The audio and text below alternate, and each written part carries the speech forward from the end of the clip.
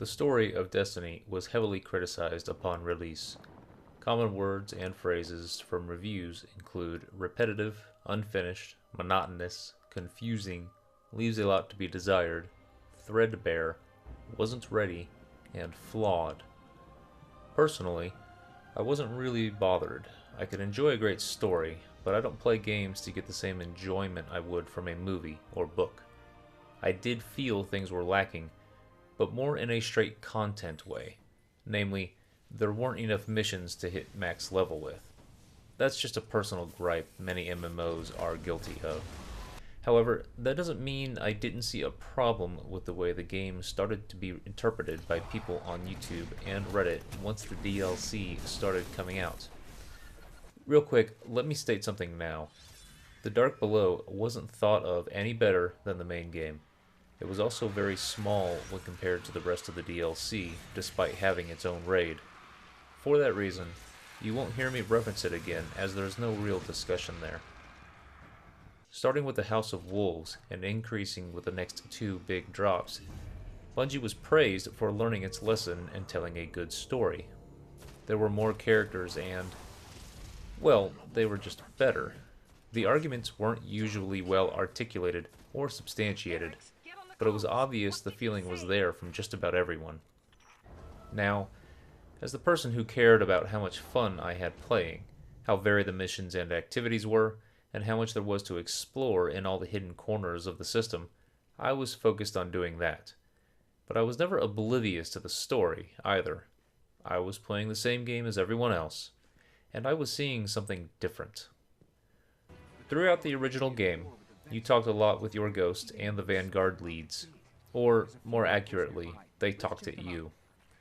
In House of Wolves, Petra and Varix were added to the roster, but not in any different way. They talked to you over comms during missions and kept telling you to load back into a social space instead of just telling you what the next mission was right away. With the Taken King, we got repeat characters Cade and Eris. Again, all they did was help narrate, somehow tolerating you never speaking back to them. With Rise of Iron, we get Shiro, Tyra, and Saladin directing over comms, complete with excessive trips back to a social space. Was this why the expansions were better? Because there were new voices on the comms? Because Varix sounded kinda cool but took 3 times as long to say things?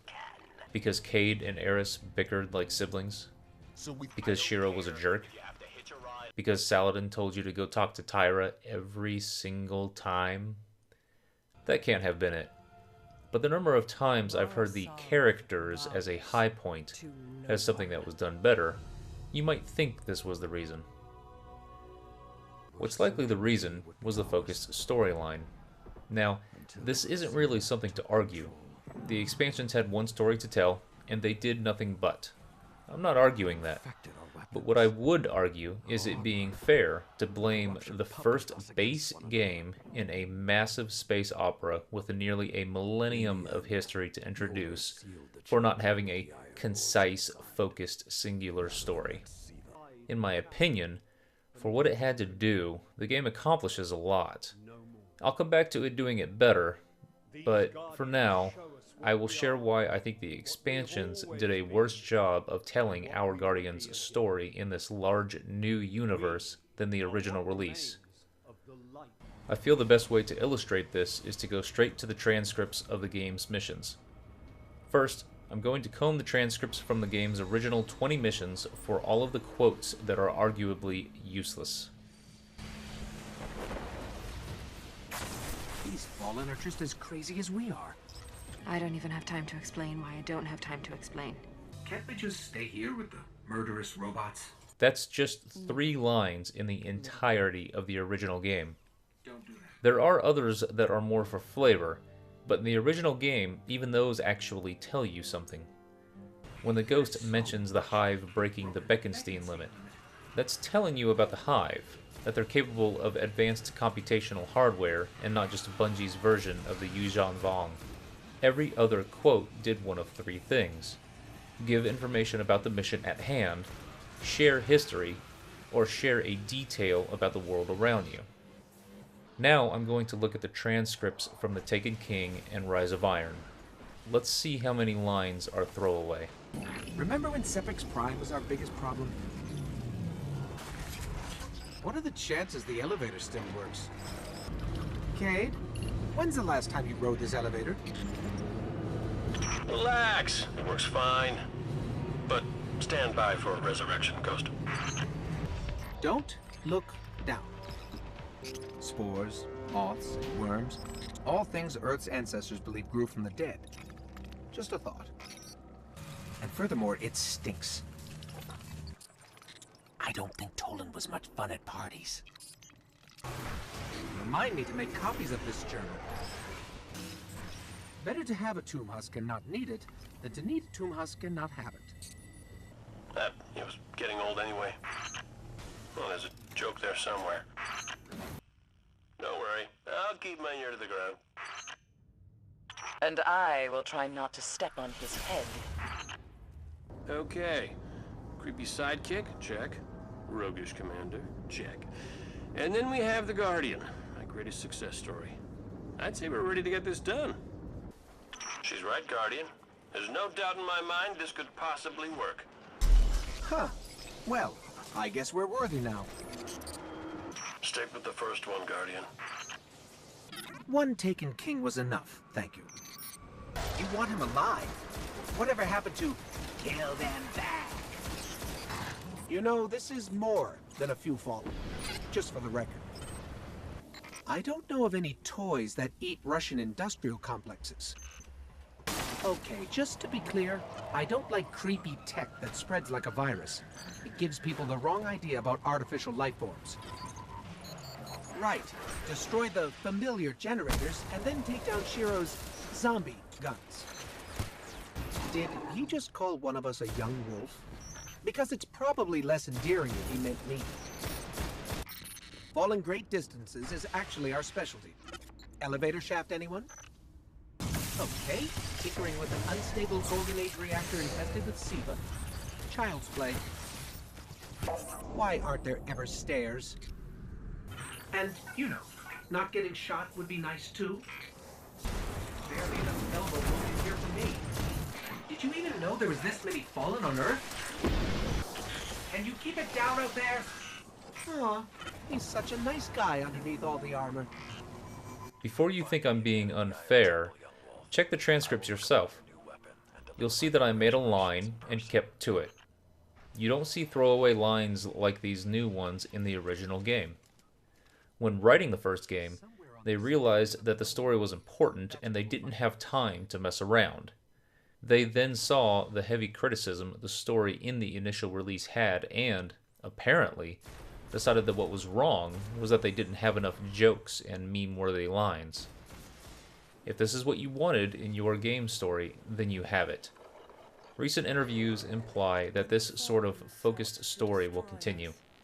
It'll forego trying to do things like expand on what the darkness is and revisiting the stranger in order to tell the new story going forward. And, if the first trailers were any indication, this means Cade stopping just short of filleting himself. But back to the comparison. Could you really have expected the initial game to be this kind of better? If what makes a story is simple quips and nonsense, would less depth and an even thinner explanation of the world around you have been what would have made the original game better for you? This thinking is why I don't feel it's fair to say that the storytelling got better in the expansions. I agree that it's easier to wrap your head around something so focused, but that's a different story, not a better one. With the limited time available to put into the all-but-admitted scramble to redo the game in the 14 months before release, the sheer lack of content is to blame for why the game didn't feel as full as it should have. Not lines that make the Ghost seem less and less like the robot he is, and more like a futuristic Scooby-Doo. We can walk away from this analysis of the differing story types with a few apt lessons. One learned from the initial release, and more learned from the expansions. For the initial release, the key thing that was missed was that there was no point early in the story where you felt you were actually needed. The first couple planets were just you fumbling around, as the speaker's instructions to join the fight really drove home the fact that you were one of many. This goes counter to the hero story. There's no moment where you rise from mediocrity. You get a call from the stranger halfway through the campaign and get conscripted by someone who isn't even a guardian to go do something that she isn't even going to take part in. That, I feel, was the solution to the woes of the first game. Not more gibberish from the ghost and more voices over comms, just a sense of purpose, urgency, and attachment.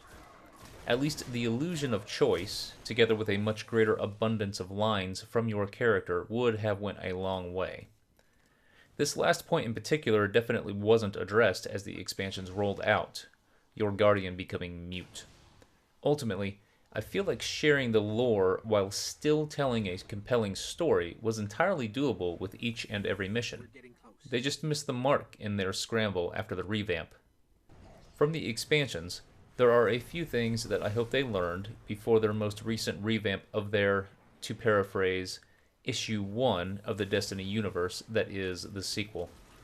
The biggest one, for me and for many others out there, is that the expansions largely missed the opportunity to fill in the blanks of the first game.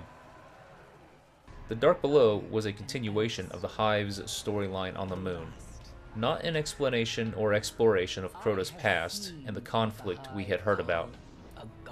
House of Wolves really had one thing to do: explain the whole relationship between the Awoken at the Reef and the Fallen there.